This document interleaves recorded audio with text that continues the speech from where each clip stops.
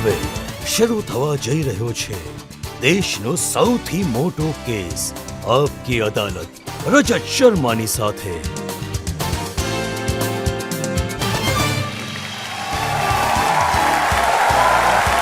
નમસ્કાર. Thank you. આપકી અદાલતમાં આજે મારા મહેમાન છે એક બહુ જ ખાસ શખ્સિયત, જેમણે એક ડિપ્લોમેટ તરીકે દુનિયાના ખૂણે ખૂણામાં કામ કર્યું છે. MP બન્યા, મંત્રી બન્યા, પોતાના કરિયરમાં 11 પ્રધાનમંત્રીઓ સાથે કામ કરવાની એમને તક મળી. Please welcome union minister Hardeep Singh પુરી.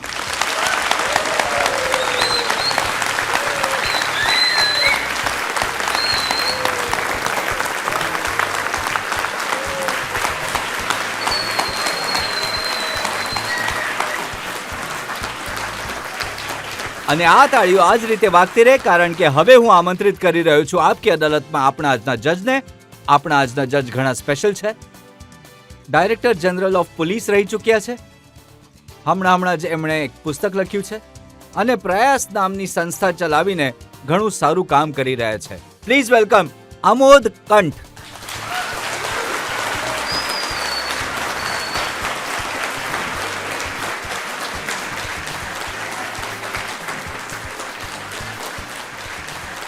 એ પહેલા કે કેસ શરૂ કરીએ, આરોપો અને સવાલોનો સિલસિલો શરૂ કરીએ, આજના જજ અમોદ કંઠની પરવાનગી લઈશું આજની કાર્યવાહી શરૂ કરવા માટે. અદાલતની કાર્યવાહી શરૂ કરવામાં આવે. અને એ પહેલા કે પહેલો આરોપ લાગે હરદીપસિંહ પુરી પર, એક નજર નાખીશું હરદીપસિંહ પુરીના પોલિટિકલ અને ડિપ્લોમેટિક કરિયર પર. રાજનીતિના rising star union minister Hardeep પુરીની પહેલી ઓળખ બની દિલ્હી યુનિવર્સિટીના સૌથી આર્ટિક્યુલેટેડ ડિબેટર તરીકે. હરદીપ પુરી હિન્દુ કોલેજના પોપ્યુલર લીડર હતા. સ્ટુડન્ટ યુનિયનની ચૂંટણી જીતી. હરદીપ પુરીની બીજી ઓળખ બની એક તેજ તરાર ડિપ્લોમેટના રૂપમાં. 48 વર્ષના લાંબા ફોરેન સર્વિસ કરિયરમાં હરદીપ પુરી લંડનમાં ડેપ્યુટી હાઈ કમિશનર હતા, બ્રાઝિલમાં એમ્બેસેડર રહ્યા, ટોક્યો અને કોલંબોના મિશનમાં પણ કામ કર્યું. જાફના જઈને પ્રભાકરણને ભારત આવીને વાત કરવા માટે મજબૂર કરવાવાળા હરદીપ પુરીએ પોતાની હિંમત અને પોતાની નેગોશિએટિંગ સ્કિલથી બધાને સરપ્રાઈઝ કર્યા. હરદીપ પુરીની વાઇફ લક્ષ્મી પુરી પણ ડિપ્લોમેટ રહી છે. મોટા ભાગની પોસ્ટ પર બંને સાથે સાથે કામ કર્યું છે. હરદીપ પુરી લાંબા સમય સુધી યુનાઇટેડ નેશન્સમાં ભારતના પરમેનન્ટ રિપ્રેઝેન્ટેટિવ રહ્યા. યુનાઇટેડ નેશન્સ સિક્યોરિટી કાઉન્સિલમાં પ્રેસિડેન્ટ રહ્યા. શાનદાર ડિપ્લોમેટિક કરિયર બાદ રિટાયર થવાની જગ્યાએ હરદીપ પુરી રાજનીતિના મેદાનમાં ઉતર્યા. બીજેપીમાં સામેલ થયા, લોકસભાની ચૂંટણી લડી અને રાજ્યસભાના મેમ્બર બન્યા. હરદીપ પુરીના અનુભવ અને બ્રિલિયન્સના આધાર પર પ્રધાનમંત્રી મોદીએ એમને પોતાના મંત્રીમંડળમાં સમાવિષ્ટ કર્યા. આજકાલ હરદીપસિંહ પુરી પાસે 2 મંત્રાલયોની જવાબદારી છે, હાઉસિંગ એન્ડ અર્બન અફેર્સ અને petroleum and natural gas. ડિબેટર, diplomat અને મિનિસ્ટર હરદીપ પુરી આપકી અદાલતમાં પોતાનો પક્ષ પોતે રાખશે. તો ચાલો શરૂ કરીએ આજનો કેસ. આપકી અદાલતમાં પહેલો આરોપ હરદીપસિંહ પુરી પર. આપકી અદાલતમાં યુનિયન મિનિસ્ટર હરદીપસિંહ પુરી પર આરોપ છે કે તેઓ ઘણા જિદ્દી છે. હરદીપજી, બાળપણથી માંડીને તમારું અત્યાર સુધીનું બેકગ્રાઉન્ડ મેં જોયું અને ખબર એ પડી કે બાળપણથી જ જિદ્દી હતા, અડિયલ હતા.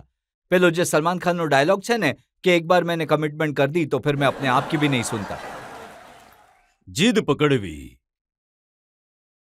પોતાનામાં જ કોઈ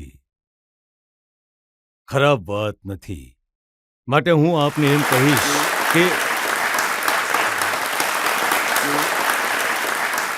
હું આ ચાર્જને એક્સેપ્ટ કરું છું અને એમાં માત્ર એટલું જોડું છું કે હા, મારામાં એક ડીએનએ ડિફેક્ટ કહો અને અથવા આને કહો કે આમાં કોઈ બીજાનો દોષ નથી. છે પહેલેથી જ 3-4 વર્ષની ઉંમરમાં કિન્ડરગાર્ટનમાં ભણતા હતા તો કોઈ બાળકે તમને છેડી દીધા હતા તો મોઢા પર મુક્કો માર્યો તો એક 1956માં જ્યારે હું 4 વર્ષની ઉંમરનો હતો, મારા ફાધરની પોસ્ટિંગ થઈ જર્મનીમાં. તો જર્મન કિન્ડરગાર્ટનમાં હું ગયો અને અમારે ત્યાં તે સમયે હમણાં શીખ બાળકો જે હોય છે ને, એમના વાળ લાંબા હોય છે, ક્યાં તો ઉપર અંબોડા કરે છે અથવા પાછળ બનાવી લે છે. તો જ્યારે હું શરૂમાં ગયો તો બાકીના જે બાળકો હતા તે ત્યાં વધારે જર્મન હતા.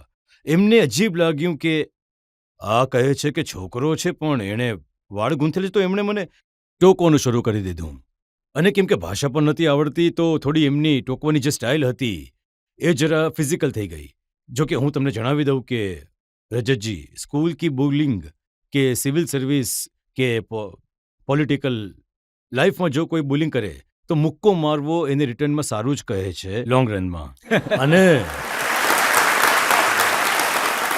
પણ આપણું એવું હતું, મેં સાંભળ્યું કે ઘરવાળાઓએ તમને જબરદસ્તી હોસ્ટેલમાં દાખલ કરાવી દીધા તો દિવાલ કૂદીને તમે ભાગી આવ્યા. જુઓ, આ પણ વાર્તા તમે જે ડીપ રિસર્ચ કરી છે સાચી છે. થયું શું કે મારા પિતા, કેમ કે તેઓ વિદેશ મંત્રાલયમાં કામ કરતા હતા, એમની પોસ્ટિંગ થઈ ગઈ ઇન્ડો ચાઇના ડાવોસ. ત્યાં કોઈ સ્કૂલ હતા નહીં, ત્યાં ઇંગ્લિશ મીડિયમ. મારા પેરેન્ટ્સે નિર્ણય કર્યો કે હું સ્કૂલમાં જઈશ અને હિમાચલ પ્રદેશમાં. શરૂમાં તો મને લાગ્યું કે કદાચ આ એડજસ્ટમેન્ટ પ્રોબ્લેમ છે, પણ મેં જોયું કે થોડી જ વારમાં એ સ્કૂલમાં જે છે એ દરેક રીતે, મતલબ કે કોઈ પણ રીતે જોઈ લો, જે એજ્યુકેશન પણ હતું ને એ યોગ્ય ન હતી. તો મેં ઘણી ચિઠ્ઠીઓ લખી, પણ એ તમને તો ખબર છે કે પેરેન્ટ્સનું કેવું હોય છે. મારી પણ 2 દીકરીઓ છે, ગ્રાન્ડ ચિલ્ડ્રન્સ છે. એ સમજે છે કે બાળકો કહે છે એ હંમેશા સાચું નથી હોતું. તો મેં કહ્યું કે આ તો કોઈ વાત સાંભળી જ નથી રહ્યું. તો મેં એક દિવસ મેં શું કર્યું, મને જે થોડી ઘણી પોકેટ મની મળતી હતી, મેં ટિકિટ ખરીદી અને પછી પાછો આવી ગયો. તો જીદ પકડવી એ સમયે પણ સાચી હતી. આ તો બાળપણની વાતો છે. તમારી જવાનીની વાતો કહું. 21 વર્ષની ઉંમરમાં તમે આઈએફએસ પાસ કર્યા બાદ મસૂરી એકેડેમીમાં પહોંચ્યા તો ત્યાં જે સૌથી સુંદર છોકરી હતી અને જે ટોપર હતી,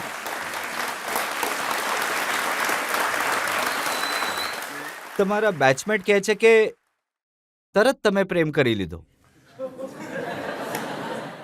પ્રેમ જે છે ને એ ફિલ્મોમાં થાય છે. રિયલ લાઈફમાં જે સમસ્યાઓ થાય છે એનું પણ નિવારણ કરવું પડે. મારો પ્રોબ્લેમ પાછળથી આવ્યો.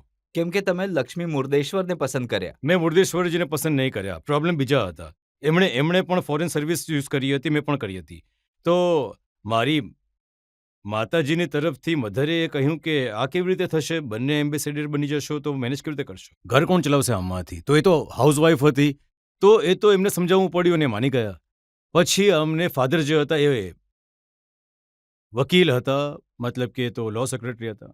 તો એમણે કહ્યું કે આમાં ઘણા પ્રોબ્લેમ થવાના છે. શું કહેતા હતા કે લગ્ન જે છે એ according to special marriage act કરવી પડશે, નહીં તો હિન્દુ મેરેજ વિથ શીખ, તો મેરેજની વેલિડિટી કાલે જો કોઈ સવાલ ઉઠે તો આવી વસ્તુઓ હતી. પણ હા, એના પછી પ્રેમ થઈ ગયો હતો ને હવે એવા છે કે જ્યારે આવી વસ્તુઓનો સામનો કરવો પડે છે તો બોન્ડિંગ હોય છે ને એ ઘણી મજબૂત થઈ જાય છે. એક વાત કહેવાની અમે ભૂલી ગયા, તમારા 3 મામા આવ્યા હતા તમને ધમકાવવા માટે કે એમની સાથે લગ્ન નહીં કરો. નહીં, એવું છે કે એક દિવસ મારા ફાધર જે છે ને એ થોડા સા ઇમોશનલ થઈ ગયા. એમણે કહ્યું કે શું વાત છે, સારો એવો શીખ કમ્યુનિટી એ જમાનામાં એરેન્જ મેરેજીસ વધારે થઈ રહી હતી. તો કોઈએ કહ્યું કે આટલા સારા સંબંધો આવી રહ્યા છે. નોર્મલી અમારી કમ્યુનિટીના લોકો આઈએએસ આઈએફએસમાં સમય નહોતા આવતા એટલા. એકચ્યુઅલી અમારા બેચમાં 5 આવી ગયા હતા. બટ એનીવે, તો કોઈએ આવું કહ્યું કે તમારા ફાધરે કહ્યું કે તમે લોકો સમજાવો. તો 3માંથી એક જો સૌથી મોટા હતા, એમને કોઈ આર્ગ્યુમેન્ટ મળ્યો નહીં.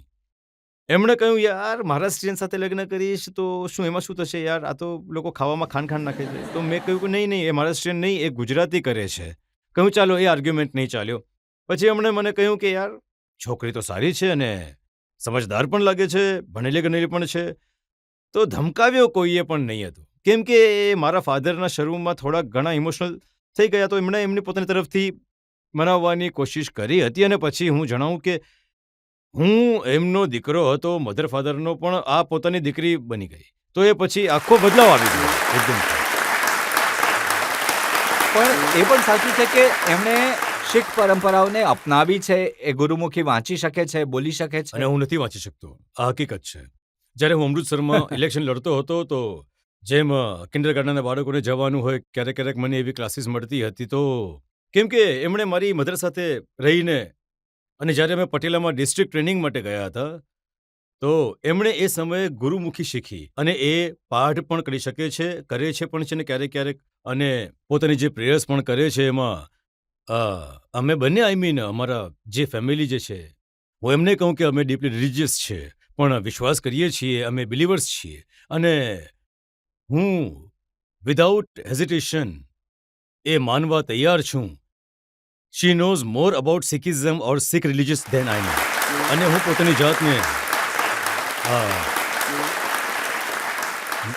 પોતાની જાતને ડેવિડ શીખ માનું છું. I believe in tenet of Sikhism, but she has gone on higher level of spirituality. જ્યારે બાળકો છે, દીકરીઓ છે, એમણે જ્યારે નક્કી કર્યું લગ્ન કરવાનું તમિલ ફેમિલીમાં, તો તમે પરમિટ કરી દીધા હતા કે તમે પણ મામાજીની જેમ નારાજ હતા?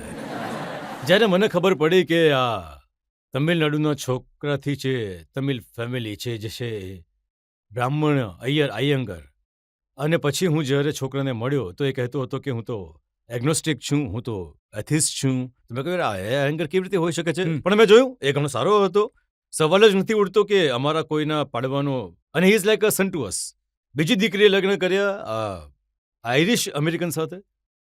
હું કહીશ કે આયર્લેન્ડના જે ફેમિલી વેલ્યુ સિસ્ટમ છે, આપણી સાથે ઘણી મળતી આવે છે. તો અમારી તો બંને દીકરીઓના લગ્ન થઈ ચૂક્યા છે. હવે અમારું ધ્યાન ગ્રાન્ડ ચિલ્ડ્રન પર છે. આ તો તમારા પરિવારની, તમારી જિંદગીની વાતો થઈ. જીદ સારી હતી. એઝ અ ડિપ્લોમેટ, જ્યારે તમે શ્રીલંકામાં હતા, કોલંબોમાં હતા, એ સમયે તમે પ્રભાકરનને મળવા જતા રહ્યા, જંગલોમાં જતા રહ્યા, જિંદગીનું જોખમ લઈને જતા રહ્યા.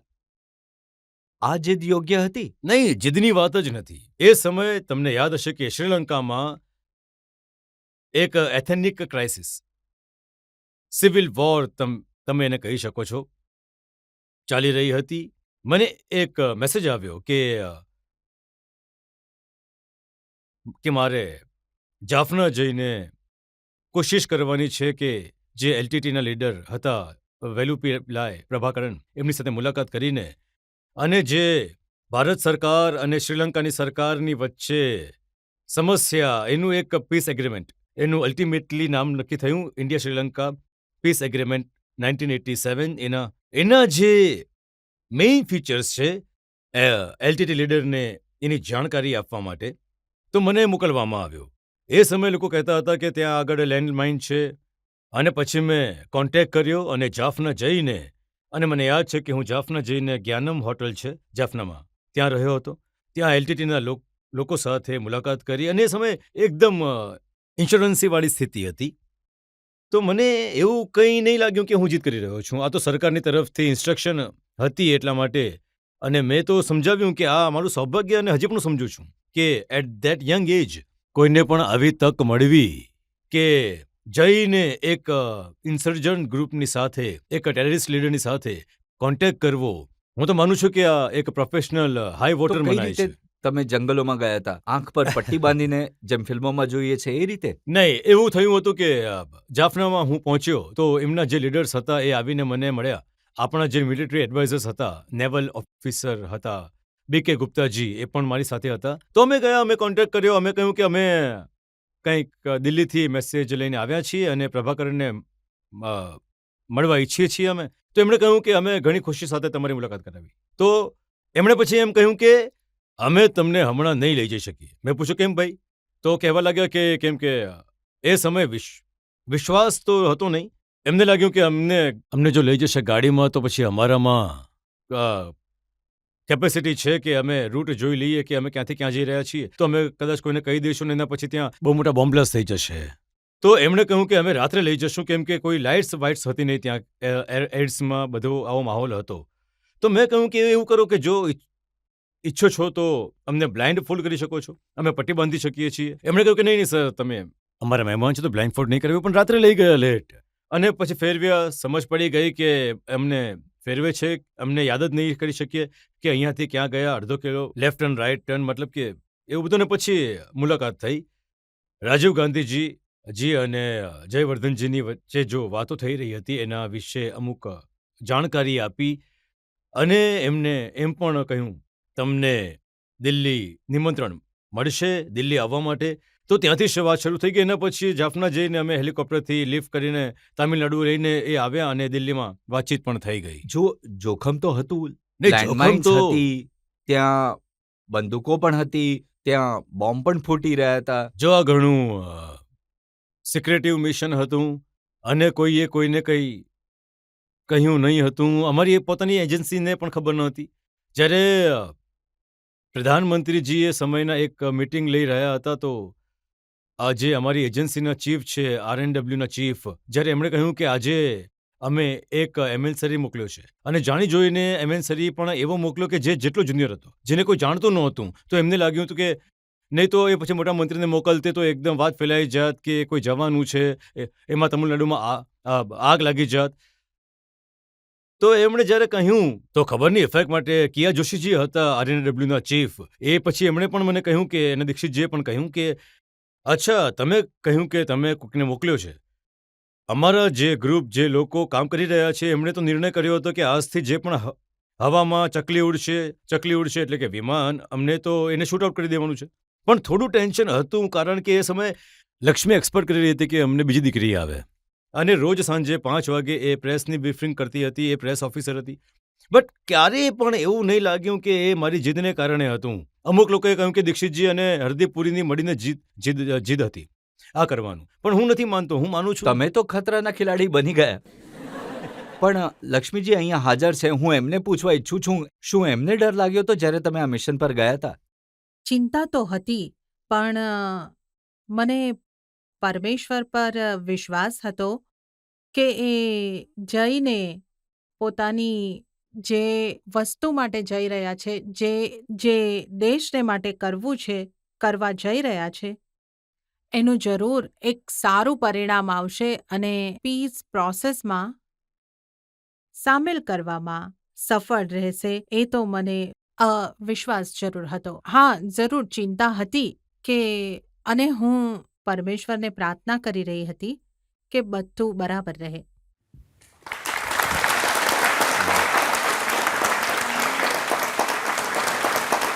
જનતામાંથી જે લોકો સવાલ પૂછવા ઈચ્છે છે? સર, મારો સવાલ એ હતો કે તમે આ જોખમોથી લડવાની હિંમત ક્યાંથી લઈ આવો છો? આ મોટિવેશન, આ સ્પિરિટ ક્યાંથી લઈ આવો છો સર? અમારા 10મા ગુરુની એક ઘણી સુંદર શબ્દ છે. देश शिवा बर मोहे ईहे शुभ कर्मन ते कभू ना टरूं ना डरूं और 100 जब जाए लड़ूं निश्चय कर अपनी जीत करो. જો તમને વિશ્વાસ છે કે જેને માટે તમે કરી રહ્યા છો, જો એ નિશ્ચય છે તો ડરો નહીં. એક બ્રેક માટે રોકાઈશું અને બ્રેક બાદ આપકી અદાલતમાં હરદીપસિંહ પુરી પર આરોપો અને સવાલોનો હજી એક દોર. જનતા તો જે અહીંયા બેઠી છે અને જે આપણા દેશના કરોડો લોકો જે તમને જોઈ રહ્યા છે, એ તો તમારા અનુભવથી એ જાણવા ઈચ્છે છે કે આપણું જે કાશ્મીર ઓક્યુપાય કરેલું છે એ પાછું ક્યારે આવશે.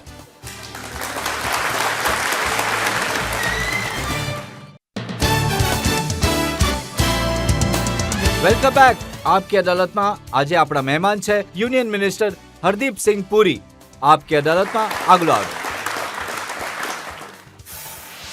આપકી અદાલતમાં યુનિયન મિનિસ્ટર હરદીપસિંહ પુરી પર આરોપ છે કે તેઓ રાજનીતિમાં પાછલા દરવાજાથી અંદર આવ્યા. હરદીપજી, જે જગ્યાએ તમે પહોંચ્યા છો ત્યાં પહોંચવા માટે, મંત્રી બનવા માટે ઘણા પાપડ વણવા પડે છે. પાર્ટીના કાર્યકર્તા હું જોઉં છું, એ પોસ્ટર લગાવે છે, પાથરણા પાથરે છે, માઇક લગાડે છે, નેતાઓને માળા પહેરાવે છે. તમે તો પાછલા દરવાજેથી આવ્યા, સીધા મંત્રીની ખુરશી પર બેસી ગયા. જુઓ, સમયની વાત છે. એ જે પોસ્ટર લગાડવાનું કામ છે એ મેં યુનિવર્સિટીમાં કરી દીધું હતું અને અને આજે મંત્રીઓના ઘરે જવાનું, કાર્યકર્તાઓએ મંત્રીઓના ઘરે જઈને એમને તહેવારના સમયે શુભકામના આપવી, એ કામ પણ હું કરી ચૂક્યો હતો. પણ પાપડ વણવાની જ્યાં સુધી વાત છે, એ કદાચ એટલા પાપડ નહીં વણ્યા. એટલા માટે નહીં વણ્યા કેમ કે જ્યારે બીજેપીના મોટા મોટા લીડર્સ ફોરેન જતા હતા તો તમારા ઘરે આવીને રહેતા હતા. હા, તો એમની ખુશામત જે કાર્યકર્તાને કરવી પડી, મેં એ સમયે કરી લીધી હતી. નહીં, જુઓ, જેમ કે અડવાણીજી એ સમયે ઘણા મોટા સુપ્રીમ લીડર હતા બીજેપીના, એ તમારા ઘરે રહ્યા તો ડિપ્લોમસી પણ કરી અને રાજનીતિ પણ સાથે સાથે કરી દીધી તમે. દિલ્હીમાં એ સમયે ભારતીય જનતા પાર્ટીની સરકાર ન હતી. જો હું સમજુ છું કે કોઈ મંત્રીને પોતાને ઘરે રાખત, મેં અડવાણીજીને મેં એટલે કહ્યું કેમ કે કમલાજીને એ સમયે કંઈક ચેકઅપની જરૂર હતી જે સમયે પહોંચ્યા ત્યારે. તો અમે એમને કહ્યું કે ડેલિગેશનમાં આવ્યા હતા સરકાર તરફથી અને એમને સારી હોટલ પણ મળી શકતી હતી. પણ મેં વિચાર્યું એમના માટે હું બાકીનું લોકોનું નામ નહીં લઉં. એક સમય હતો મિસિસ જશવંતસિંહજી અમારા ઘરે રહેતી હતી અને એક કોંગ્રેસના નેતા હતા મધ્યપ્રદેશના દિગ્વિજયસિંહ, એ પણ મારા ત્યાં રહ્યા. તો એમાં એવું નથી એમ્બેસેડરને મોટું ઘર કેમ આપવામાં આવે છે, એટલા માટે કે એ ઓફિશિયલ એન્ટરટેનમેન્ટ અને ઓફિશિયલ લોકોને રાખી શકે ને. અને નહીં તો હું લક્ષ્મી અને મને હમણાં પણ હું કહું છું, મને હમણાં જે ઘર મળેલું છે તો સરકારી ઓફિશિયલ પર્પઝીસ માટે, એન્ટરટેનમેન્ટ માટે હોય છે. અટલજીને તમે ટોક્યોમાં જમાડવા લઈ ગયા તમારી ગાડીમાં? જો એવું છે, મારી અગેન સૌભાગ્ય છે કે જ્યારે હું યુનિવર્સિટીમાં ભણતો હતો તો મારા કલીગ હતા, પીઓમાં જોઈન્ટ સેક્રેટરી પણ રહ્યા, અશોક સાયકિયાર, એ અને હું મળતા હતા. અને વાજપેયીજી, અડવાણીજીને જે પિક્ચર જોવાનો ઘણો શોખ હતો. તો ક્યારેક એ મને ફોન કરતા હતા, અશોક સાયકિયા, કે ડિલાઇટ જઈને ટિકિટ પણ કોણ ખરીદશે અને 3 વ્હીલર કોણ લાવશે. તો અમારા સમયના સંબંધ છે. જો ટોક્યો જ્યારે વાજપેયીજી આવ્યા હતા તો વિદેશ મંત્રી હતા, તો એમની આખી સિક્યોરિટીની વ્યવસ્થા. તો એક દિવસ એમણે મને કહ્યું કે સાંજે કે તમે, અશોક મોબાઈ એમના પીએસ હતા, એમણે કહ્યું કે અશોક અને લક્ષ્મી અને તમે અને હું આપણે જઈએ. અને સાંજે તો મારી એક નાનકડી હોન્ડા સિવિક ગાડી હતી ગ્રે રંગની, તો એમાં બેસાડીને હું એમને થોડું ટોક્યો ફેરવ્યું હતું. તો આજે તમે બધું જમાડ્યા, ઘરે રાખ્યા, એનો ફાયદો તમને રાજનીતિમાં આજકાલ થઈ રહ્યો છે કે નહીં?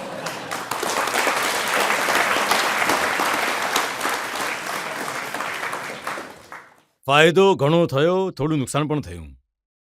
એટલે કે તમને હું જમાડું છું અને તમે ક્યાંક આગળ પ્રાઇમ મિનિસ્ટર બની જાઓ તો મને ફાયદો પણ થઈ જશે. પણ જો અમે તમને ખાવાનું મેં તમને ખવડાવ્યું ને પ્રાઇમ મિનિસ્ટર બીજું કોઈ બની ગયું તો એનું નુકસાન નહીં થાય. જો આ આપણું કલ્ચર, આપણું સિવિલાઇઝેશન વેલ્યુઝ છે. ના, પણ મને એ કહો કે આજે પ્રધાનમંત્રી બની ગયા મોદીજી, એ કઈ રીતે તમારી જિંદગીમાં આવ્યા? હું તમને કેમ કે હું તમારી અદાલતની સામે, તમારી જનતાની સામે જણાવી દઉં. એક ઇન્સિડન્સ છે.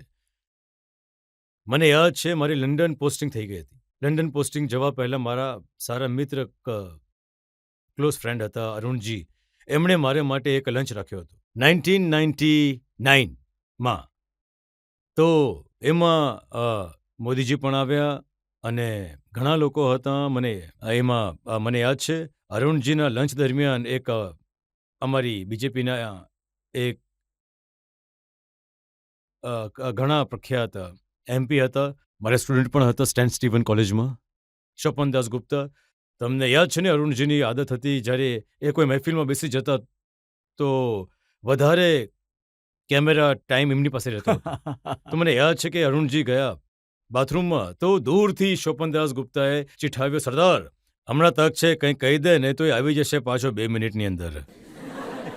તો આ હું તમને વાત કરી રહ્યો છું 1999ની વાત. હા, પણ એ સમય તો મોદીજી નહીં, પણ એનાથી મોદીજીથી મારી ગુડ ફોર્ચ્યુનર હતી, મારું સૌભાગ્ય હતું. મને યાદ છે એમણે એ સમયે પણ મને કહ્યું હતું, તમે લંડન જઈ રહ્યા છો, હું આવીશ. પણ લંડન નહીં આવી શક્યા મારા એ દરમિયાન. પણ જ્યારે હું જીનીવા પહોંચ્યો તો મને ફોન આવ્યો કે મેં કહ્યું હતું કે હું લંડન આવીશ, હું નહીં આવી શક્યો, પણ હું જીવની આવ્યો છું. એ સમયે શ્યામજી કિશનજી વર્માજીની એસિસ જે જીનીવામાં સેમેટ્રી હતા એમને લેવા ગયા હતા. તો એટલે એ સમયે ગુજરાતના સીએમ હતા અને એ હંમેશા ઘણા જનરસ રહ્યા છે. અને મને કોઈ હેઝિટેશન નથી. જે એમનામાં જે ક્વોલિટીઝ જોઈ છે બહુ જ ઓછા લોકોમાં જોઈ છે એ ક્વોલિટીઝ. બીજેપીની સરકારમાં, મોદીજીની સરકારમાં મિનિસ્ટર કેવી રીતે બની ગયા એ તો જણાવો. એ તો એવું છે કે એક દિવસ મને બોલાવવામાં આવ્યો કે તમને સાહેબ મળવા ઈચ્છે છે. સંજય ભાવસારજીનો ફોન આવ્યો હતો. તો હું હતો એ સમયે કોલંબોમાં કોઈ ઇન્ડિયન ઓશન કોન્ફરન્સ માટે અટેન્ડ કરી રહ્યો હતો. તો એ સમયે મેં કહ્યું કે હું ટીમમાં બેઠો હતો. તો મેં કહ્યું કે જી હું આવીશ મળીશ. તો બોલે નહીં આવીશ મળીશ નહીં, હમણાં આવવાનું છે. તો મેં કહ્યું કે યાર હું બહાર છું. તો મને કહે કે આવી જાઓ તમે ફ્લાઇટ લઈને. તો હું ગયો મળવા. તો મોદીજી એકદમ એકલા બેઠા હતા. એમણે પૂછ્યું ક્યાં ગયા હતા. અડધો 1 મિનિટ એમણે મને કહ્યું કાલ સવારે આવી જજો, નાસ્તો સાથે જ કરીશું, પછી તમને રાષ્ટ્રપતિ ભવન જઈને શપથ લેવડાવી દઈશું. હું તો એકદમ ઓલમોસ્ટ એ કહે છે ને કે અંગ્રેજીમાં ફેલ ઓફ માય ચેર. તો જ્યારે એમણે મને જોયું કે મારું રિએક્શન, તો એમણે એક જ વસ્તુ કહી કે હા એના પછી તમે રાજ્યસભામાં લઈ જશું. આ હતું 2 સપ્ટેમ્બર 2017ની વાત, અને રેસ્ટ ઇઝ હિસ્ટ્રી. તમારા જે મિત્રો છે એ મને કહે છે હરદીપ જો ઈચ્છતે તો કેનેડાની સરકારમાં પણ મિનિસ્ટર બની શકતા હતા. 5 શીખ લઈને આવ્યા હતા જસ્ટિન ટ્રુડો. નહીં, જ્યારે હું જસ્ટિન ટ્રુડો ઇન્ડિયા આવ્યા હતા તો માનનીય પ્રધાનમંત્રીજીએ મને મોકલ્યો એમની સાથે દરબાર સાહેબ જવા માટે અમૃતસર. તો ત્યાં જ્યારે હું ગયો હતો તો એ સમયે મારા મિત્ર પણ છે સિદ્ધુજી. એ પંજાબની સરકારમાં અમરિંદરજીની સરકારમાં મંત્રી હતા. તો જ્યારે એમણે મને જોયું કે હું જઈ રહ્યો છું તો કેપ્ટન સાહેબે સિંધુને પણ મોકલી દીધા હતા. તો અમે બંને એમને રિસીવ કર્યા અમૃતસર એરપોર્ટ પર. એરપોર્ટથી એમને દરબાર સાહેબ લઈ ગયા. એમણે ત્યાં લંગર સેવા કરી. તો એ સમયે કેમ કે એના કેનેડાની સાથે જે ચીડ એ સમયથી ચાલી રહી હતી. અને કેપ્ટન સાહેબે ના પાડી. એમણે કહ્યું કે ટ્રુડોને નથી મળવા ઈચ્છતા. તો મને યાદ છે હું સાંજે ગયો એમની પાસે જે હોટલમાં હતો. મેં કહ્યું કે કેપ્ટન સાહેબ તમે પંજાબના ચીફ મિનિસ્ટર છો. એ ઘણા ગ્રેસિયસ હતા. એમણે કહ્યું કે સારું તમે લોકો કહો છો તો હું મળીશ. એમને મુલાકાત કરી. કેમ કે શરૂઆતથી અમુક પણ હવે પ્રોબ્લેમ તો હતા. સ્પેસિફિક આરોપ લગાવી રહ્યા છે ત્યાં જે હું આવું છું લોકો- એના ઉપર. કેમ કે તમે કહ્યું ને કે શીખ છે. તો એક બીજા દિવસે મોદીજીને લંચ કર્યું અહીંયા રાષ્ટ્રપતિ ભવનમાં. તો એમના 5 મંત્રી કદાચ ઓલરેડી શીખ હતા. તો એક એમનામાંથી કહે છે કે see how lucky I am, I went to Canada and became a minister. તો મારાથી રહેવાયું નહીં અને મેં કહ્યું અચ્છા આઈ સ્ટેડ ઇન ઇન્ડિયા અને હું પણ મંત્રી બની ગયો. તો એમાં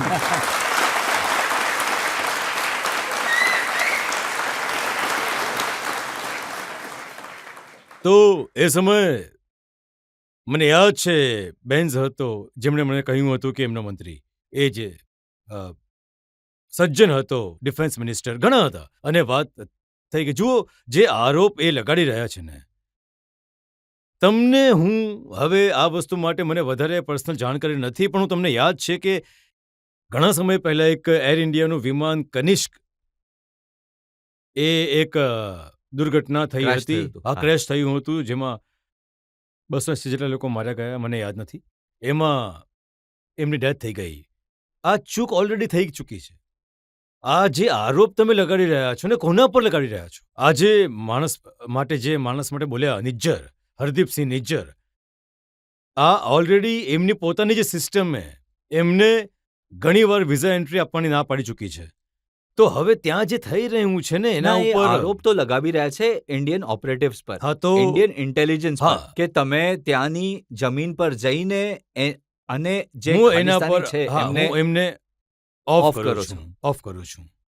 તો હું એ જ તો શરૂથી કહી રહ્યો છું કે જે કનિષ્ક વિમાનનું થયું હતું એ પણ ઇન્ડિયન ઓપરેટિવ્સે જેને કર્યું હતું. એર ઇન્ડિયાના વિમાનનું જે ત્યાં બાકીની વસ્તુ થઈ રહી હતી. જો આ ઘણી બધી સોસાયટી છે જેમ કે કેનેડા છે, યુકે છે. હું જ્યારે મારી પોસ્ટિંગ રહી યુકેમાં, એમનું જે વિદેશ મંત્રાલય છે, ફોરેન કોમનવેલ્થ ઓફિસ, હું એમના લોકોને ત્યાં જઈને કહેતો હતો કે તમારો ઘણો સ્ટાન્ડર્ડ રિસ્પોન્સ હોય છે કે અમારી ફ્રીડમ છે, અમારી ફ્રીડમ ઓફ સ્પીચ છે અને અમે આ ફ્રીડમને કર્વ નથી કરતા. પણ હવે આ ફ્રીડમને કોણ યુઝ કરી રહ્યું છે? તો ત્યાં ઓલરેડી એક હિસ્ટ્રી હતી વાયોલન્સની, એક્સ્ટ્રીમિઝમની, ડ્રગ્સની અને કોણે કરાવ્યું એ તો એ સમયે પણ ભારતની સરકારે કહ્યું કે અમારા એક કલીગ હતા, એમણે મારી સાથે કામ કર્યું હતું, અરિંદમ બાગચી, જે ઓફિશિયલ સ્પોકન મેન છે. એણે ઘણી લાંબી એક પ્રેસ બ્રીફિંગ કરી હતી. એમણે કહ્યું હતું કે જે ક્રેડિબલ એલિગેશન છે તમારા પર, જે તમને લાગે છે, એલિગેશન ક્યારેય ક્રેડિબલ નથી હોતા. એલિગેશન હોય છે.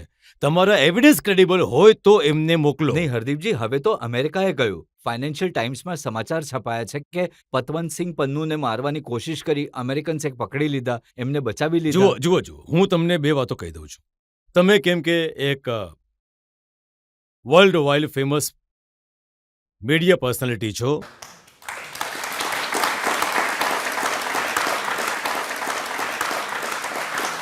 તમે અને હું બંને ફાઇનાન્શિયલ ટાઈમ્સ અને ન્યૂયોર્ક ટાઈમ્સ વાંચીએ છીએ. જો હું એમ માનીને ચાલું કે જે ફાઇનાન્શિયલ ટાઈમ્સ કહે છે એ સાચું છે, તો મારું તો જીવવું જ મુશ્કેલ થઈ જશે. કેમ કે એ જે ઓઇલ પ્રાઇઝિસ પર જે રોજ રિપોર્ટ કાઢે છે એ નવા. પણ હું તમને એક વાત કહેવા માંગુ છું. આ ગુણવંતસિંહ પન્નુ, કદાચ એમનું નામ છે, એ કોણ છે? જ્યારે ડૉક્ટર મનમોહન સિંઘ પ્રધાનમંત્રી હતા અને ન્યૂયોર્ક આવ્યા હતા, તો મને યાદ છે કે શંકર મેનન જે સમયે ફોરેન સેક્રેટરી હતા, એમણે ડેલિગેશનમાં કહ્યું કે તમે જે રસ્તા પર ચાલી રહ્યા છો ને, તો ક્યારેક પણ કોઈ તમને હાથમાં કાગળ આપવાની કોશિશ કરે એને એક્સેપ્ટ નહીં કરતા. કારણ કે આ પન્નુજી એ સમયે જે કામ કરતા હતા. કોઈ જઈ રહ્યું હોય, હિન્દુસ્તાની લાગ્યું અને કાગળ આપ્યું અને કહે કે you R considered your self as a સર્વડ. આ જે ટીવી લીગલ ડ્રામા હોય છે ને, you are considered your self સર્વડ. તો આ માણસ કોણ છે? આ માણસ એ છે જેણે હમણાં 10-15 દિવસ પહેલા જ એક સ્ટેટમેન્ટ આપ્યું કે 18 નવેમ્બરે એર ઇન્ડિયાનું એક વિમાન અમે ઉડાવી દઈશું. આ ફાઇનાન્શિયલ ટાઈમ્સ પંજાબીમાં કહે છે ને કે આ માણસને મત મારી ગઈ છે.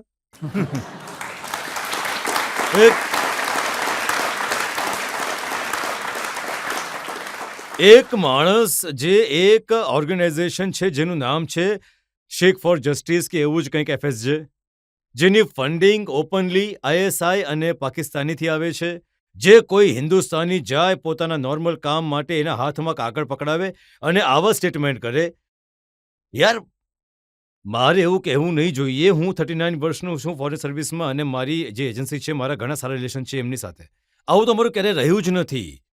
અમારું તો ઊંધું હોય છે. અમે લોકો સમજીએ છીએ કે કરે છે શું યાર, આ માણસ સ્ટેટમેન્ટ આપતો જઈ રહ્યો છે કે કંઈ એની વિરુદ્ધ થતું નથી. અને હવે એને સ્ટેટમેન્ટ આપ્યું છે કે એર ઇન્ડિયાનું વિમાન 18. હવે એના પછી પંજાબ સરકાર અમારી NIA એ કેસીસ કર્યા છે. તો હવે એટલે હવે નથી કરતા આપણા લોકો કે આવા લોકોને ઉડાવી દે. જો હવે એ અમુક મારા દિલની વાતો છે જે હું અહીંયા કહેવા નથી ઈચ્છતો.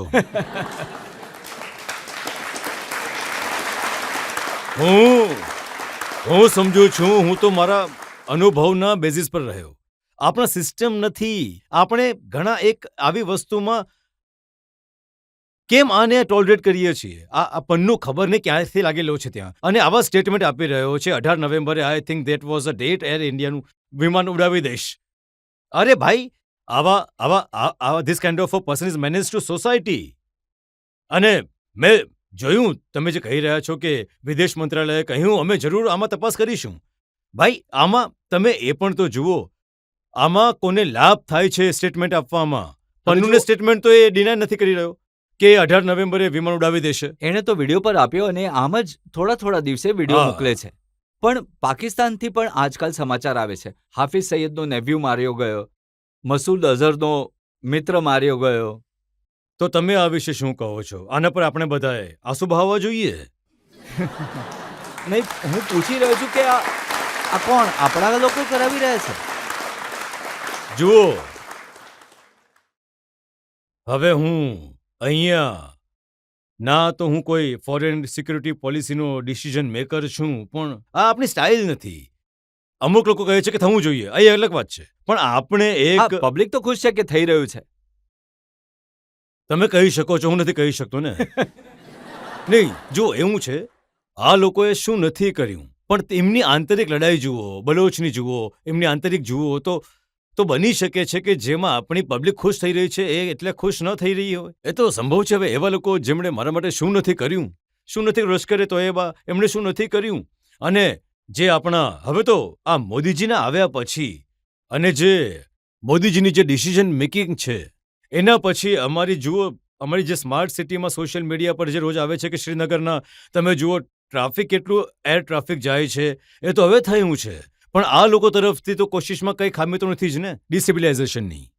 તો શું ફરક આવ્યો તમારા હિસાબથી પાછલા 10 વર્ષમાં પાકિસ્તાનના ભારતના રિલેશન્સમાં? સી ચેન્જીસ જુઓ, ફોરેન એન્ડ સિક્યુરિટી પોલિસી હું જણાવું, મોદીજીના જે 9 વર્ષ હવે 10 વર્ષ થવા જઈ રહ્યા છે, માત્ર ભારતમાં નહીં દુનિયાભરમાં 3 બાબતો જે એમના કેરેક્ટરિસ્ટિક્સ છે. એક તો એમનું વચન છે, એ કર્મ છે. જે કહે છે એ કરી બતાવે છે.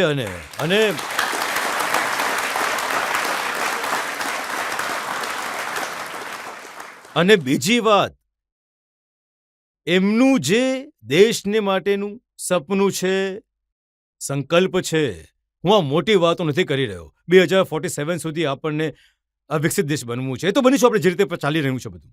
પણ એમણે શું કહ્યું હતું?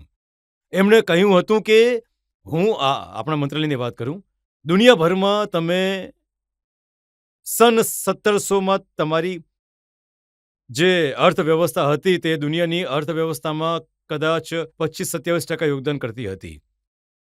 190 વર્ષના શાસન બાદ એ ઘટીને 1% પર આવી ગઈ હતી. હવે જ્યારે મોદીજીએ જવાબદારી સ્વીકારી, ભારતની અર્થવ્યવસ્થામાં 10મા સ્થાન પર હતી, તે 5મા સ્થાન પર ઓલરેડી આવી ગઈ છે. હમણાં જ મેં કોઈ રિસન્ટલી અમુક આંકડા જોયા છે કે આપણે ઓલરેડી $4 ટ્રિલિયન ઇકોનોમી છીએ. આપણાથી આગળ જે છે જર્મની અને જાપાન 4.1, 4.3 ટ્રિલિયન. તમારો રેટ ઓફ ગ્રોથ 6.5 છે, ત્યાં રેટ ઓફ ગ્રોથ 0.9% છે. 1 વર્ષની અંદર કે 2 વર્ષની અંદર તમે દુનિયાની ત્રીજી સૌથી મોટી અર્થવ્યવસ્થાઓમાં ભારત હશે.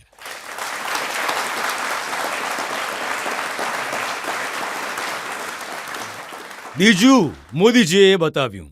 જુઓ, હું એટલે નથી કહેતો કે હું એમની ટીમમાં છું, પણ એમણે કરી બતાવ્યું કે ડીપલી ડિવાઇડેડ વર્લ્ડમાં મોદીજી એક યુનિફાયરનો રોલ પ્લે કરી શકે છે ને કર્યો પણ છે. G20માં કરીને બતાવ્યો છે. બધા આપણા લિબરલ્સ કહી રહ્યા હતા ક્યારેક એગ્રીમેન્ટ નહીં થાય, આ નહીં થાય, ચીનની સમસ્યા છે, રશિયા નહીં માને, અમેરિકા પણ નહીં માને, પહેલા નહીં માનશે.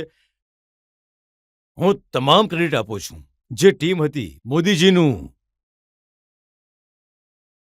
નેતૃત્વ, એમનું ડિટેલ્સમાં જવું, અને અમિતાભ કાંત અને વિદેશ મંત્રાલયના જે કામ કરી રહ્યા હતા, એમનો એક સુર શેરપા છે અને જે ડેપ્યુટી શેરપા એમની સાથે કામ કર્યું છે. ક્યારેક મને ફોન કરે છે, સર આ શું છે, શું નહીં થાય, કેવી રીતે લોકો માનશે. મેં કહ્યું જોજે, સવારે 4 વાગ્યા પહેલાં લોકો બધા માની જશે. કેમ કે જે રીતે તમે G20ની અધ્યક્ષતા કરી, જે રીતે તમે એક આ જે G20ની મિટિંગ થાય છે નોર્મલી કેપિટલમાં, તો તમે એમાં 200 મિટિંગ્સ 50 અલગ અલગ શહેરોમાં કરાવી. મોદીજીએ પર્સનલ ઇન્ટરેસ્ટ લીધો અને એ સમયે પણ શું કહ્યું? લોકોએ કહ્યું કે રશિયા અને યુક્રેનના ઝઘડામાં નહીં પડે. મોદીજીએ કહ્યું this is not a time for war.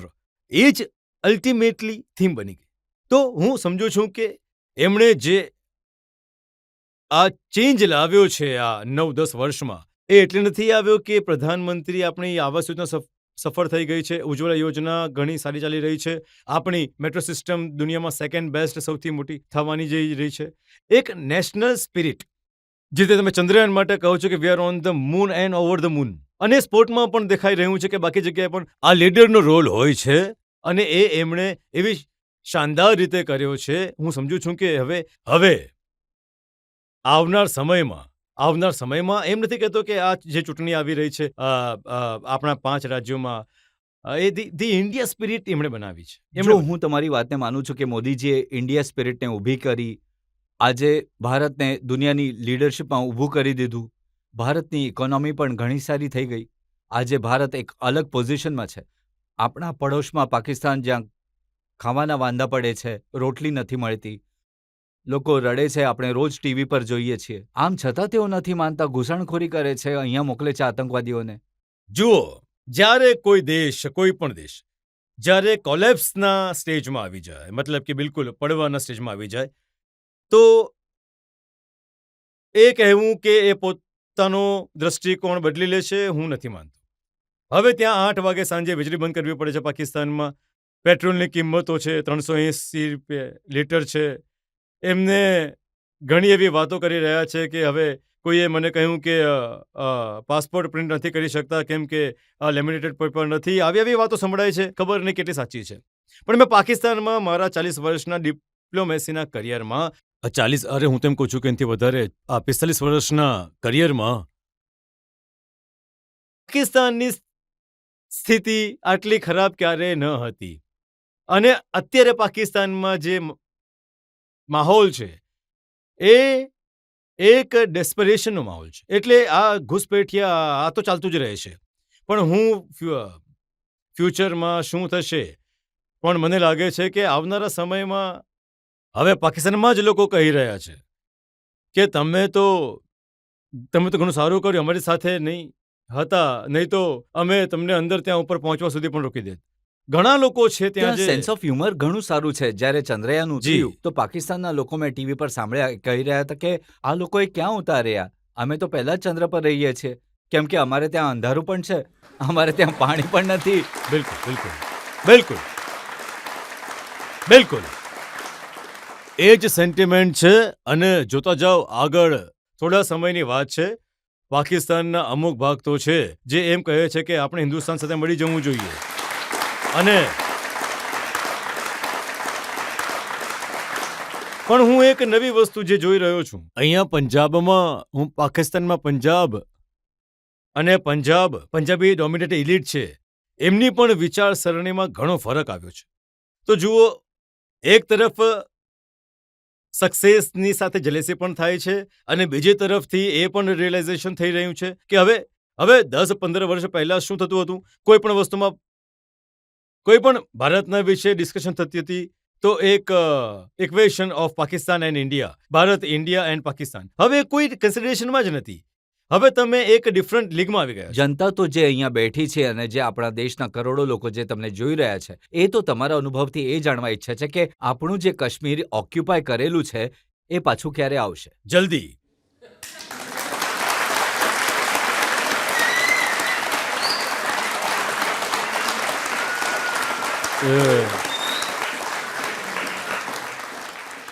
હું જ્યારે જીનીવામાં એમ્બેસેડર હતો તો પાકિસ્તાનનો એમ્બેસેડર હતો પરમેનન્ટ રિપ્રેઝેન્ટેટિવ. જ્યારે હું ન્યુયોર્કમાં ગયો તો તે ન્યુયોર્ક પણ આવી ગયો. એમને બોલાવ્યા ત્યાં પાકિસ્તાન ઓક્યુપાઈડ કાશ્મીરનો પ્રેસિડેન્ટ બનવાના. તો ક્યારેક મારું મન થાય છે કે એને પૂછવાનું કે ભાઈ થઈ ગયું ઘણું, હવે આ તરફ આવવું હોય તો કહી દો.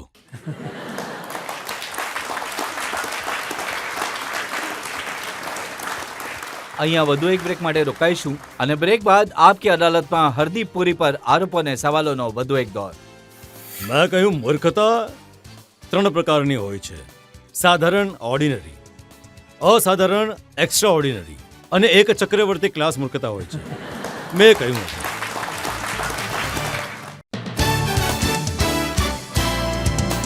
Welcome back.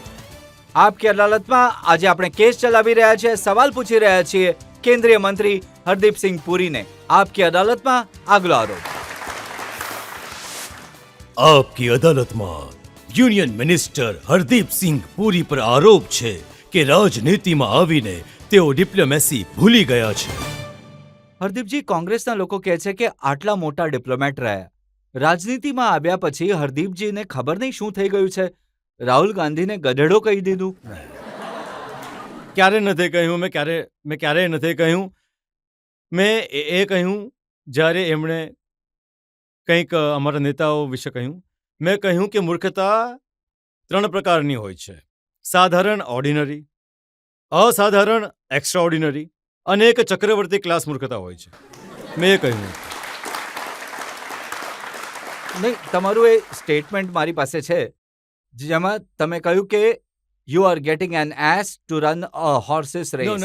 તો ગુજરાતીમાં એનું થાય કે ઘોડાની જગ્યાએ તમે ગધેડાને દોડાવો છો. આ એક કહેવત છે, ઇટ્સ એન એક્સપ્રેશન કે તમે માની લો કે તમે ઘોડાની રેસ છે.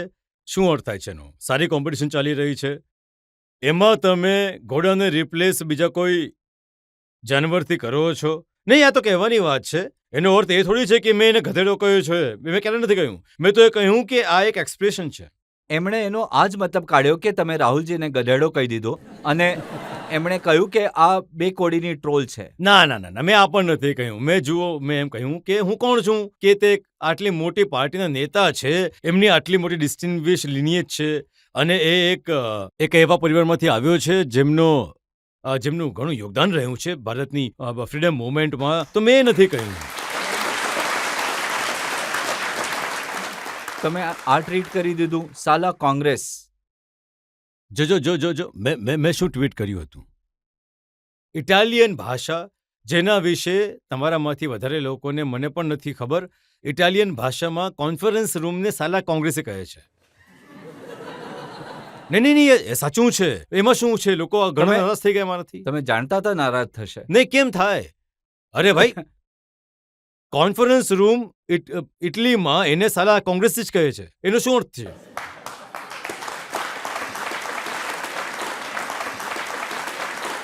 જો તમે રાહુલ ગાંધીએ તો પ્રધાનમંત્રીને ખિસ્સાકાતરો કહી દીધું. એમણે કહ્યું કે આ અટેન્શન ડાયવર્ટ કરે છે અને અદાણીજી ખિસ્સું કાપી લે છે. તમે એમને એ પૂછો કે તમારા જે પિતાજી જ્યારે પ્રધાનમંત્રી હતા, એમણે એક સ્ટેટમેન્ટ આપ્યું હતું કદાચ 1985ની આસપાસ કે ₹1 જ્યારે દિલ્હીથી નીકળે છે તો છેલ્લે સુધી, એટલે કે જે લાભાર્થી છે કે જેને પહોંચવો જોઈએ તેને 15 પૈસા પહોંચે છે. હું વાત કરી રહ્યો છું 1985ની. દેશ આઝાદ થયો 1947માં. ઠીક છે? તમે જોઈ લો 75 વર્ષમાં કેટલો સમય કોંગ્રેસની સરકાર રહી છે. ત્યારે ખિસ્સું કોનું હતું? કોણ કાપી રહ્યું હતું? બીજું, તમે કોઈ પણ એક વ્યક્તિને સારો છે કે ખરાબ છે હું સફાઈ કરવા નથી આવ્યો, પણ તમારા જે કોંગ્રેસ સ્ટેટ છે એમના ત્યાં પણ રોકાણ છે. જુઓ તો જુઓ, એમણે જે લેટેસ્ટ કહ્યું એ છે કે પબ્લિકને કહ્યું, જો તમે પેટ્રોલ ખરીદો છો તો પૈસા અદાણીના ખિસ્સામાં જાય છે. જો તમે ઢાબા પર ખાઓ તો પૈસા અદાણીના ખિસ્સામાં જાય છે. જો તમે પાણી પીવો છો તો પૈસા અદાણીના ખિસ્સામાં જાય છે. વીજળી વાપરો છો, ટીવી ચલાવો છો તો પૈસા અદાણીના ખિસ્સામાં જાય છે. લાગે છે એટ ધ વેરી મિનિમમ એમને અદાણી ઓબ્સેશન થઈ ગયું છે. એમને જો પેટ્રોલના વિશે થોડું પણ જો મહેનત કરે અને જાણે કે કાચું પેટ્રોલ, કાચું તેલ ક્યાંથી આવે છે, 85% આપણે તેને ઇમ્પોર્ટ કરીએ છીએ. એ કોણ ઇમ્પોર્ટ કરે છે? 2 પ્રાઇવેટ સેક્ટર કંપનીઝ છે અને બાકીની આપણી OMCS છે. એમાં જે વ્યક્તિનું નામ લીધું, મને તો નથી લાગતું કે એમનું કોઈ કાચા તેલનું ઇમ્પોર્ટ કે રિફાઇનિંગ છે. નંબર 1. નંબર 2, એના પર તમે ફ્રેડ જોડો છો, ઇન્સ્યોરન્સ જોડો છો. જે રિફાઇન કરે છે કાચા તેલને અને પેટ્રોલ અને ડીઝલ બનાવે છે એ થોડા પોતાના પર્સન્ટેજ રાખે છે. બાકી ડીલર કમિશન લે છે. બાકી કેન્દ્રીય સરકાર એના પર એક્સાઇઝ લગાડે છે અને જે રાજ્ય સરકાર એના પર વેટ લગાડે છે. તો અરે ભાઈ, બિલકુલ ક્લિયર છે. મોદીજીએ પાછલા 2 વર્ષમાં દુનિયાભરમાં કિંમતો 30-40% ઉપર ગઈ છે. તો ભારત એક એવો દેશ છે જ્યાં કે કિંમતો 11% નીચે આવી છે. ઠીક છે? કેમ આવી? કેમ કે મોદીજીની કેન્દ્રીય સરકારે 2 સમયે, નવેમ્બર 2021માં અને મે 2022માં 2 સમયે પોતાની એક્સાઇઝ ડ્યુટી ઓછી કરી છે. ₹13 અને ₹16 પેટ્રોલ અને ડીઝલની કિંમતો ઓછી થઈ છે. ઓકે? ભારતીય જનતા પાર્ટીના રાજ્યોએ પોતાનો વેટ ઓછો કર્યો છે. એટલે તો રાજસ્થાનમાં જો ₹108 પેટ્રોલ વેચાય છે તો 1 લીટરનું, અને બીજેપીના લખનૌમાં ₹96 વેચાય છે. ₹12નો તફાવત છે. આનો જવાબ આપે. તમે જમવાનું જમો છો સવારે તો એનો જે ટેક્સ જે એ અદાણીજીને જતો રહે છે. તમે પેટ્રોલ ભરાવો છો તો ત્યાં જાય છે. ખબર નહીં શું વાત કરી રહ્યા. એમ પણ કહે છે કે હરદીપ પુરી જ્યારે સિવિલ એવિએશન મિનિસ્ટર હતા તો એમણે 6 એરપોર્ટ અદાણીને આપી દીધા. નહીં, પહેલી વાત તો એ એરપોર્ટને ઓક્શન મારા આવવા પહેલા થઈ ચૂક્યા હતા. પહેલી વાત તો એ છે. બીજી વાત એ છે કે જો તમે એક ઓપન ટ્રાન્સપરન્ટ ઓક્શન કરો છો તો એમાં તમે કહો છો કે તમારો ચહેરો મોરારજી દેસાઈ સાથે મળે છે, તમારું નામ આ છે કે નહીં કરી શકો. કોઈકે બીડમાં જ જીત્યા છે. અને જ્યારે હું એરપોર્ટ સાથે ડીલ કરતો હતો સિવિલ એવિએશનમાં, તો એક મોટા એરપોર્ટનું ઓક્શન હતું જેવર, જે દિલ્હીની આસપાસ છે. જ્યારે જેવર એક એરપોર્ટ બની જશે તો દિલ્હી ઇન્દિરા ગાંધી ઇન્ટરનેશનલ એરપોર્ટ અને જેવરની જે ટ્રાફિક હશે it will be more than London, Heathrow, Gatwick અને સ્ટેનિશ પુટ ટુગેધર.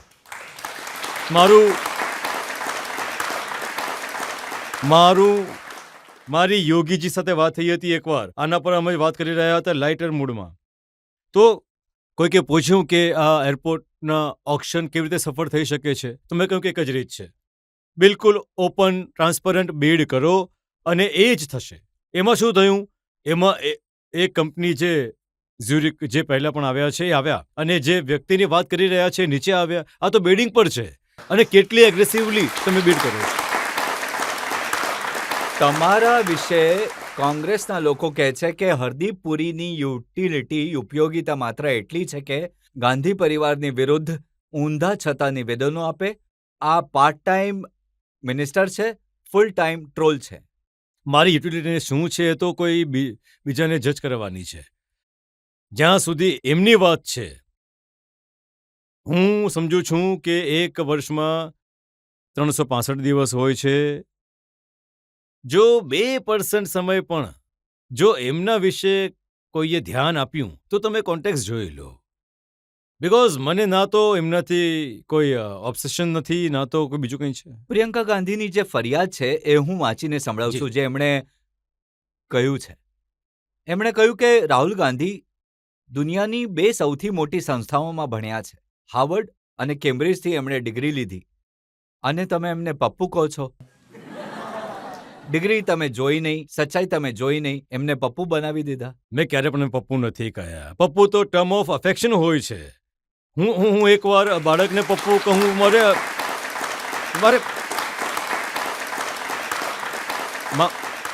મારી ઓકાત જ નથી. એ એટલા મોટા લીડર છે. એમના ફાધર પ્રાઇમ મિનિસ્ટર હતા, એમની ગ્રાન્ડ મધર પ્રાઇમ મિનિસ્ટર હતી, એમના great grand father prime minister હતા. હું કોણ છું એમને પપ્પુ કહેવા વાળો? પપ્પુ તો ટર્મ ઓફ અફેક્શન છે. અને પપ્પુ મારો એમની સાથે કોઈ એવો કોઈ સંબંધ નથી કે હું આવું કહી શકું. ચાલો પબ્લિકમાંથી અમુક સવાલો લઈ લઈએ. ખાલિસ્તાન વિશે ઘણી બધી વાતો થઈ રહી છે અને ઘણા સિંગર પણ એના સપોર્ટમાં આવ્યા છે. તો મારો સવાલ એ છે કે તમે પંજાબના યુથને શું મેસેજ આપવા માંગશો? શું સાચું છે, શું ખોટું છે? આ ક્યાં બને છે? ખાલિસ્તાન ક્યાં તો આ બનશે કેનેડામાં, કારણ કે બધા ખાલિસ્તાની ત્યાં ઘૂસી ગયા છે.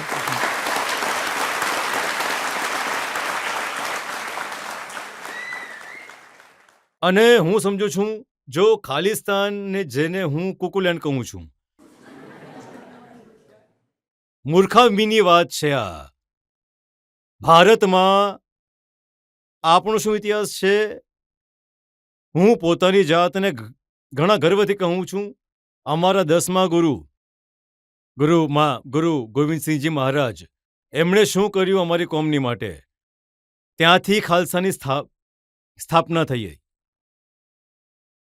અમારા કેટલાક પર્સન્ટેજ છે ભારતની જનસંખ્યામાં? 2% બી ઓછી જશે શીખોની. અને જુઓ ભારતે શું નથી કર્યું અમારા માટે. એમાંથી અમુક વિચિત્ર પ્રકારના આવી જાય છે. C how lucky I went Canada, become minister. કમાલ છે ભાઈ.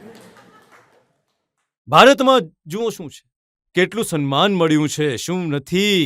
અને હું નથી કહેતો કે આ વનવે છે. કોન્ટ્રીબ્યુશનલ કેટલું છે ઓછું શીખવાનું. પંજાબમાં એગ્રીકલ્ચરમાં તમે જુઓ, ટ્રાન્સપોર્ટમાં, મેડિકલ પ્રોફેશન્સમાં, લોમાં કેટલા લ્યુમરીઝ ભાઈ આ ચીફ જસ્ટિસ થઈ રહ્યા છે. મારા ભાઈ મનિંદર કેટલા એડવોકેટ પ્રેક્ટિસિંગ હવે દિલ્હી હાઈકોર્ટના જજીસે. તો હવે શું કરી રહ્યા છો? ખાલિસ્તાનની વાતો જુઓ શું થયું છે પંજાબમાં. હું કહું છું ઘણા સમયથી ત્યાં જે સાઉન્ડ ડિસિઝન મેકિંગ છે એ રહી નથી. શું થયું છે? જે વસ્તુઓથી નશા. અરે ભાઈ, ઘણી દુઃખની વાત છે કે વી હેવ લોસ્ટ અવર એક જનરેશન કે વધારે નશાના કારણે. અને બીજું શું થાય છે, એક જે જગ્યા પર જાઓ, હું અમૃતસરથી જલંધર જાઉં છું તો જગ્યા મોટા મોટા બોર્ડ્સ બનાવેલા છે, IELTS. ખબર નહીં બધું શું છે. નવો કોઈ એમ્સ કાં તો આઈટી ખુલી ગયું છે. નહીં, એ શું કહેવાય છે કે બાળકોને થોડું અંગ્રેજી ભણાવવા ઈચ્છે છે. થોડી અંગ્રેજી ભણાવીને શું કરે છે એ લોકો કે એ ઇન્ટરવ્યૂ માટે જાય છે તો એક કોમેડિયન છે ટ્રેવર કંઈક સાઉથ આફ્રિકન ઓરિજિનલ એ હા હા હા ટ્રવોનોવા તો ત્યાં કોઈએ એને પૂછ્યું કે આ ઇન્ડિયા અને કેનેડા વિશે કે ઇન્ડિયા શું વસ્તુ છે કે છે India is that country which supplies cheap labour to Canada. કમાલ છે. ત્યાં એક ટ્રક ડ્રાઈવર જશે એના તો એને ઘણા સારા પૈસા મળશે એને અને જો જોબ કરશે બિચારો ભણેગણને જશે તો નાની નોકરી કરવી પડશે એને. તો આ બિલકુલ હવે મા બાપ શું કે નહીં ફોરેન મોકલવાનું છે ભાઈ ફોરેન જોઈ તો લો એકવાર ફોરેન મોકલવું છે તો હું તમને ઘણા દાવા સાથે આ પ્રોગ્રામના માધ્યમથી કહું છું. થોડા સમયની વાત છે જે લોકો ત્યાં ગયા છે હવે ઇકોનોમી ઓપોર્ચ્યુનિટી ઇન્ડિયામાં છે. લોકો પાછા આવી રહ્યા છે, ડોક્ટર્સ પાછા આવી રહ્યા છે, બીજા બધા પાછા આવે છે.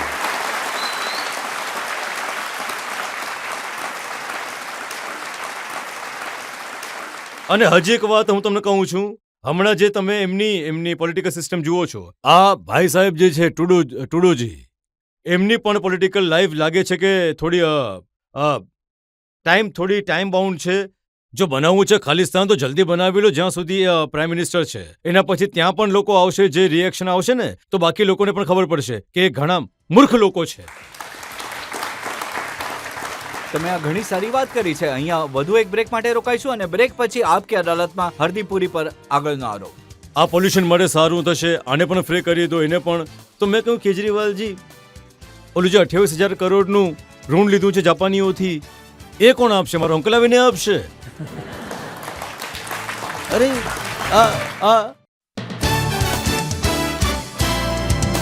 Welcome back. આપકી અદાલતમાં આજે આપણે કેસ ચલાવી રહ્યા છે કેન્દ્રીય મંત્રી હરદીપસિંહ પુરી પર. આપકી અદાલતમાં આગલો આરોપ. આપકી અદાલતમાં યુનિયન મિનિસ્ટર હરદીપસિંહ પુરી પર આરોપ છે કે એ સપનોના સોદાગર છે. હરદીપજી, મલ્લિકાર્જુન ખડગે કોંગ્રેસ પાર્ટીના અધ્યક્ષ છે એ કહી રહ્યા છે કે જ્યારે ચૂંટણીઓ આવે છે તો હરદીપ પુરી એમની સરકાર લોકોને સસ્તા ગેસ સિલિન્ડરના વાયદાઓ કરે છે, સસ્તું ખાવાનું આપવાનો વાયદો કરે છે. એમણે કવિતા લખી છે, જબ વોટ લગે ઘટને તો ચુનાવી તોહફે લગે બટને.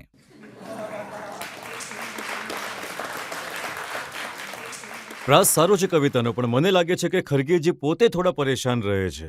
કેમ રહે છે? અધ્યક્ષ તેઓ છે પણ એમનું કોઈ સાંભળતું નથી. કેમ કોણ કોને સાંભળે છે એ તમને પણ ખબર છે ને મને પણ ખબર છે.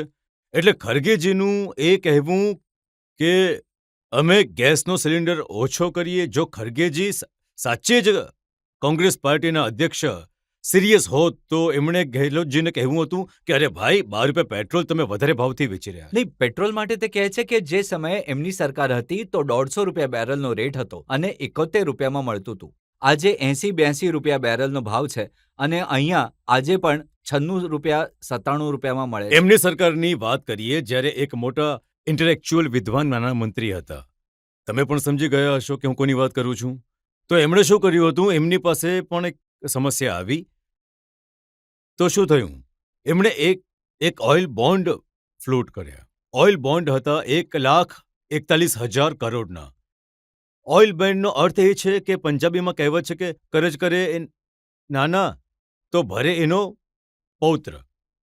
તો 1,41,000 ઓઇલ બોન્ડ્સ ફ્લોટ કર્યા એમણે અને હવે અમને પાછા આપવા પડે છે એના પર 3,50,000 કરોડ. આ છે એમની ઇકોનોમિક્સ.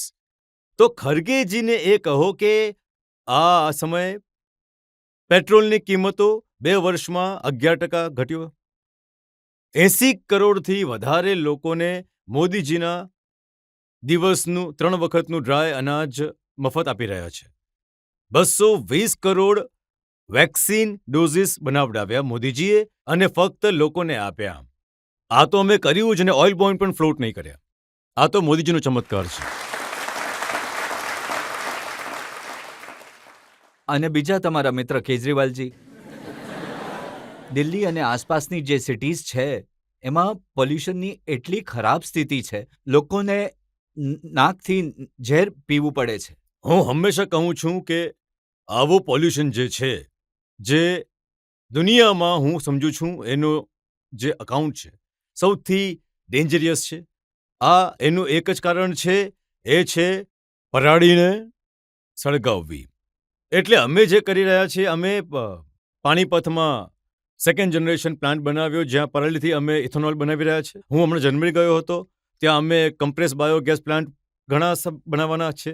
પણ જ્યાં સુધી આ પરાળી સળગાવવાની આ જે સિમ્પલ શોર્ટકટ સોલ્યુશન છે, આ પોલ્યુશનનો આપણે પણ એમણે તો હરદીપજી બ્લેમ કર્યું છે હરિયાણા સરકાર પર, કહ્યું કે હા. પંજાબમાં તો 70% પરાલી અમે ઘટાડી દીધી છે, પણ હરિયાણામાં સળગવા લાગી છે. એટલે એવું છે, કેજરીવાલજીને કહો તમે સેટેલાઇટ ઇમેજ જોઈ લો, એમાં ખબર પડી જશે રેડ સ્પોટ ક્યાં છે. જો એ રેડ સ્પોટ કશે બીજે પંજાબને બદલે બીજે દેખાઈ જાય છે તો જણાવી દેજો. જો બધાને ખબર છે, પણ કેજરીવાલે, મેં તમને કહ્યું ને કે એ ડીપ ફ્લેક હોય છે, ડીપ ફ્લેક હોય છે, ડીપ ફેક. ફ્લેક હોય છે. હમ. જો એ સેટેલાઇટ ઇમેજ પણ કદાચ નવી લઈ આવે, હું એ નહીં માનું. એમણે તો પોસ્ટર કાઢ્યા છે જેમાં પ્રધાનમંત્રી મોદીનો ફોટો છે અને કહ્યું, મોદીજી પ્રદૂષણ ક્યારે દૂર કરશો? હું તો હેરાન છું કે કેવી કેવી વાતો કરે છે આ લોકો. આ ડીપ ફ્લેક કે ડીપ ફ્લેક્સ તો હમણાં આવ્યું છે, આ તો ઘણા શરૂઆતથી આવે છે.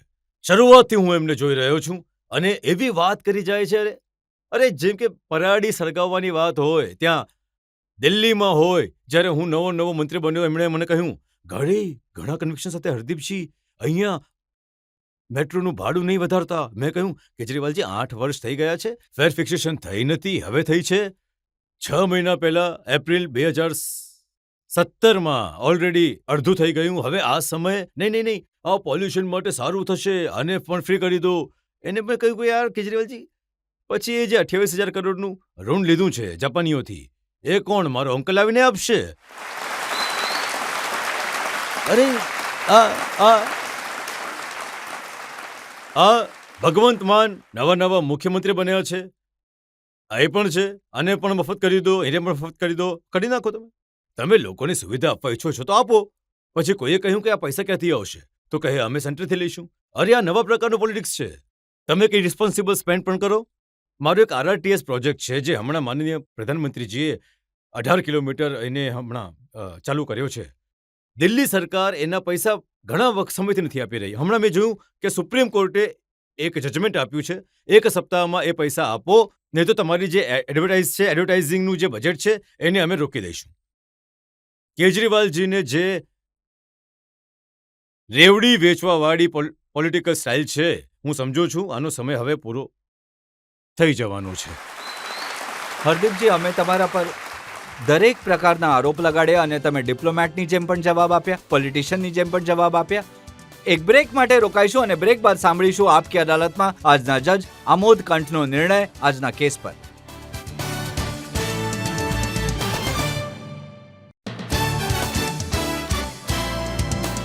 Welcome back. આપકી અદાલતમાં આજે આપણે કેસ ચલાવ્યો કેન્દ્રીય મંત્રી હરદીપસિંહ પુરી પર. એમને પૂછ્યું એમના મંત્રાલય વિશે, કોંગ્રેસના આરોપો વિશે, એમની ડિપ્લોમેસીના વિશે, એમની બ્રેવરી વિશે, બહાદુરીના વિશે. હવે સમય છે આપકી અદાલતમાં આજના જજ ફોર્મર DGP આમોદ કંઠના નિર્ણયનો.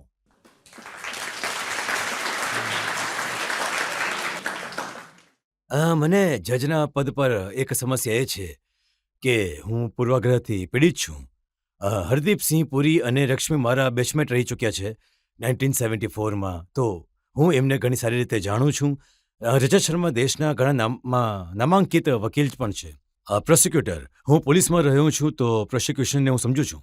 રાજનીતિ તમારા DNAમાં છે એવો તમે આરોપ લગાડ્યો, અને ડિપ્લોમેટ હોવા પછી રાજનીતિ તમારી સાથે સતત રહી છે, અને તમે આને યોગ્ય રીતે દર્શાવી. તમે એ રીતે દર્શાવી કે વિશ્વવિદ્યાલયમાં તમે જ્યારે હિન્દુ કોલેજમાં ઇલેક્શન તમે કન્ટેન્સ કર્યા અને તમે સફળ રહ્યા, તો જે રાજનીતિના પાઠ જે છે એ તમને મળી ગયા, અને પુરાવો તમે ઉપયોગ કર્યો. તમે યોગ્ય રીતે કહ્યું કે 14 વર્ષોમાં તમે ઘણી હાઈ પોઝિશન પર રહ્યા, ડિપ્લોમેટિક પોઝિશન પર રહ્યા છો. તો એમાં જેટલા રાજકારણના વ્યક્તિત્વ તમને મળ્યા છે, એમની સાથે તમે જે કામ કર્યું, એ બધું તમે કોઈ પોલિટિકલ ફેવર માટે તમે નથી કર્યું, તમે તમારું કામ કર્યું છે, તો તમે એને જસ્ટિફાઈ કરી શક્યા છો. ઘણી બધી કોન્ટ્રાવર્શિયલ વાતો આવી, રજત શર્માજી એને કહી વચ્ચે, અને દરેકનો તમે જવાબ ઘણી સારી રીતે આપ્યો છે. તમારામાં આત્મવિશ્વાસ છે, તમારું જ્ઞાન ઘણું સારું છે બીજા લોકોથી, અને શબ્દોની પસંદગી અને શબ્દોની સમજ તમારી ઘણી વધારે છે.